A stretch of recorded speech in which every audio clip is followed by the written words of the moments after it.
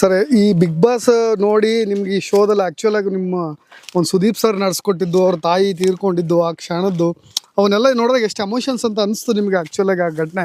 ಅದನ್ನು ಅವ್ರು ಹ್ಯಾಂಡ್ಲ್ ಮಾಡಿದ ರೀತಿ ಇರ್ಬೋದು. ಪರ್ಸ್ನಲಿ ನೀವು ಸುದೀಪನ್ನು ಹೇಗೆ ಹೇಳ್ತೀರಾ? ಅವರ ಕ್ಯಾರೆಕ್ಟರ್ ಬಗ್ಗೆ ಆಗಿರ್ಬೋದು, ಅವರ ಒಂದು ಜೆನ್ಯೂನಿಟಿ ಬಗ್ಗೆ ಆಗಿರ್ಬೋದು.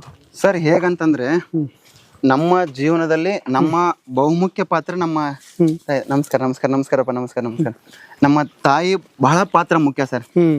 ತಾಯಿ ಇಲ್ಲ ನಾವು ಇವತ್ತು ಭೂಮಿ ಮೇಲೆ ಇಲ್ಲ ಸರ್.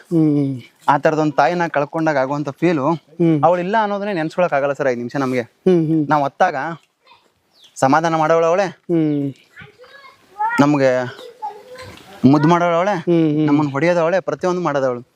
ಅವಳಿಗೆ ಎಲ್ಲವೂ ಇದಿರ್ತದೆ. ಅವಳೇ ಇಲ್ಲ ಅಂದಾಗ ಸರ್ ಎಷ್ಟೇ ದೊಡ್ಡ ವ್ಯಕ್ತಿ ಆಗಿರ್ಲಿ ಸರ್, ಎಷ್ಟೇ ದೊಡ್ಡವನಾಗಿ ಬೆಳಿಲಿ, ತಾಯಿಗೆ ಮಗನೇ ಸರ್. ಹೌದು. ಕೊನೆಗೆ ನೀವು ಯಾರೇ ಮಾತಾಡಿ